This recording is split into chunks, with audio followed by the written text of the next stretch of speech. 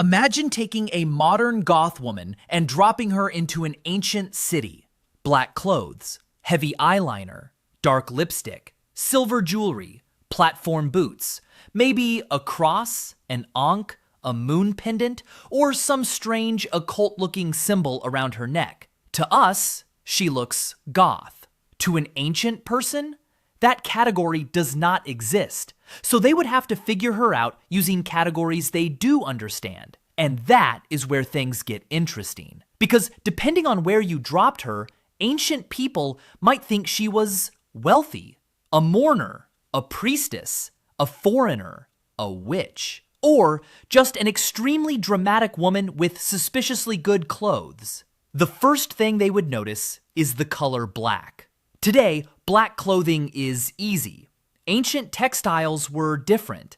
Dark dyes existed, but producing rich, consistent colors could require work, materials, and money. So an entire outfit that is deep black, perfectly matched, and barely faded might not read as cheap rebellion. It might read as luxury, especially if the fabric itself looked unusually smooth and well-made. An ancient person might look at a goth woman dressed head to toe in black and think, who died? Then notice she dresses like that every day. Now they have more questions. Black was connected with death and mourning in different ways across different cultures. So the goth obsession with skulls, graveyards, crosses, ravens, bones, candles, and death imagery might actually feel surprisingly understandable. Ancient people were generally much closer to death than most modern people are. People died at home. Families handled bodies. Funerals were public.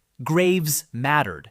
Ancestors mattered. Death was not hidden behind hospital doors and funeral home walls. So the goth fascination with mortality might not seem as shocking as we imagine. An ancient person might actually ask, so you think about death often? The goth woman says, yes. Ancient philosopher, good. And suddenly they are best friends. The heavy makeup would be another story. Cosmetics are ancient, very ancient. Egyptians famously used dramatic eye makeup. Greeks and Romans used cosmetics too. People used pigments, powders, oils, perfumes, hair dyes, and beauty treatments long before modern makeup stores existed. So eyeliner itself would not terrify them. But modern goth makeup can be extreme. Pale foundation, huge black wings around the eyes, dark lips, sharp eyebrows, a deliberately almost corpse-like complexion. An ancient person might wonder whether she is sick, or dead, or trying to look dead. And when she says, exactly, they become concerned again. An ancient Egyptian might actually find parts of the look less strange than expected. Dark eye makeup? Normal enough. Jewelry? Normal. Symbolic accessories?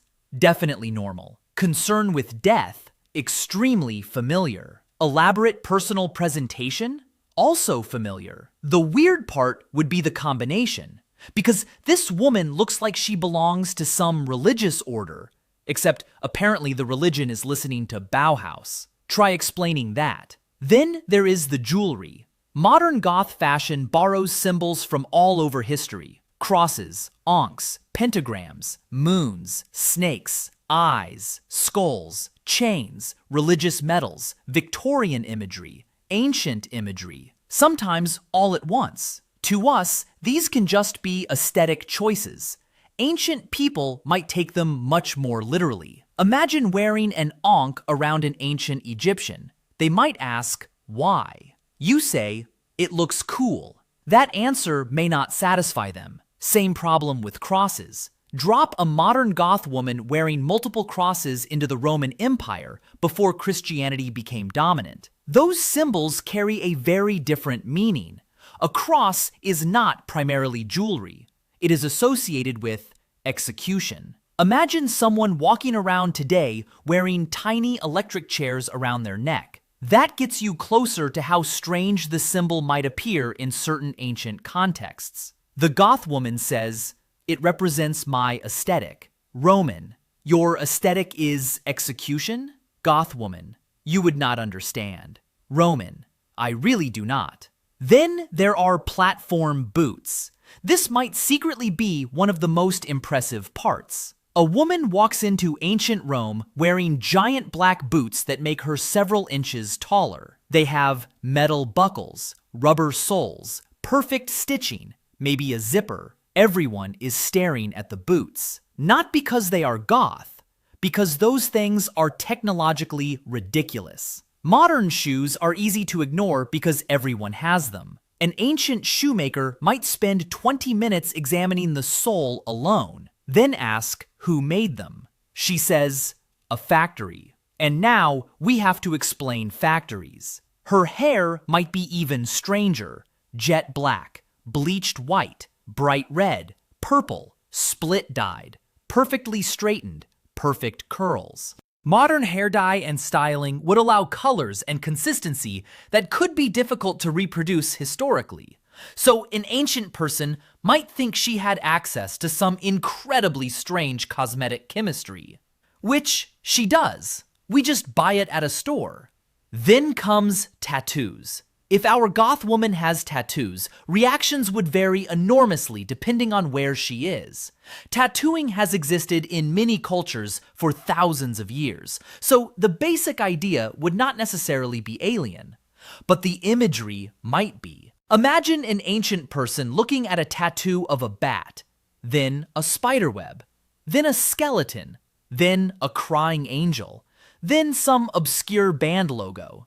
They eventually ask, what story does your body tell? And she has to explain that half of them were chosen because they looked sick. Piercings would create similar confusion. Ear piercing? Not necessarily strange. A nose ring? Culture dependent. Multiple facial piercings?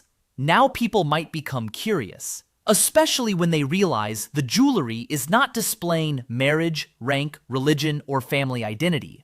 It is just there because she likes it. That concept itself is interesting. Modern fashion is extremely individualistic. We often dress to express ourselves.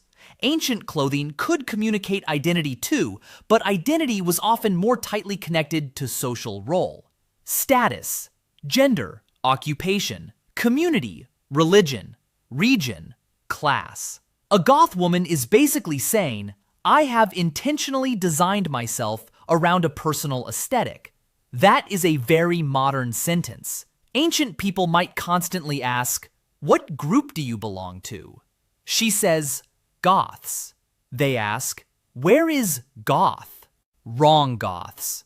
Now things get hilarious, because if you tell a Roman that she is a Goth, that word already means something completely different. The historical Goths were actual peoples who later interacted and fought with Rome. So imagine a Roman asking, you are a Goth? She says, yes.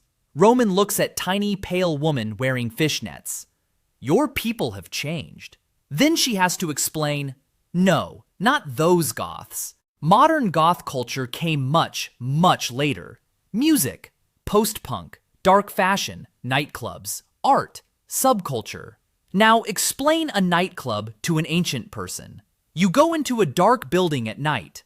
Ancient person nods. Everyone wears black. Concern begins. There is loud repetitive music. More concern. There are flashing lights. Very concerned. And people dance for several hours. Ancient person. So, a ritual? Honestly, we are losing this argument. This might be one of the funniest misunderstandings. Ancient people could interpret a goth club as some sort of mystery cult. Dark room, strange clothing, symbolic jewelry, incense or smoke, repetitive music, collective dancing. Everyone appears after sunset. Outsiders do not completely understand it. That sounds suspicious. Then you explain goth music. Imagine giving an ancient person headphones. Already insane. Then you play a huge dark bass line, echoing drums, chorus-covered guitar, and a deep voice singing about alienation and death. The ancient person might not understand any of the technology, but emotionally, they probably get it. Human beings have been making sad music forever.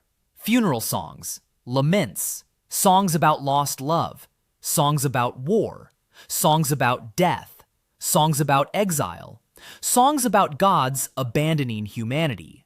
Goth music might sound technologically alien, but emotionally ancient. That is probably where the two worlds would connect. The fashion changes, the instruments change, the slang changes, but melancholy does not. Grief does not. Alienation does not. People thousands of years ago lost lovers, lost parents, lost children, lost homes, watched cities fall, feared death, wondered whether the gods cared, stared at the night sky feeling extremely small. Goths did not invent existential dread.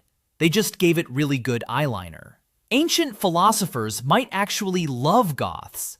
A Stoic could talk about death. A Goth? Finally. A philosopher says, you must accept that everything you love will eventually disappear. Goth? Keep going. The philosopher has accidentally found his target audience. Diogenes might be different. He sees someone spending 2 hours assembling the perfect black outfit. He asks, why do you need all that? She explains personal expression. He calls her a slave to appearances. She calls him a homeless guy living in a jar. Neither side changes their opinion. Ancient religious authorities might have more complicated reactions. Anything that looks intentionally mysterious can attract suspicion, especially unusual symbols, dark rituals, claims of magic, astrology, tarot, crystals, occult imagery. Modern goth culture sometimes borrows these things aesthetically without anyone literally believing in them. An ancient observer might not understand that distinction. They might see a pentagram necklace and immediately want an explanation. It is fashion.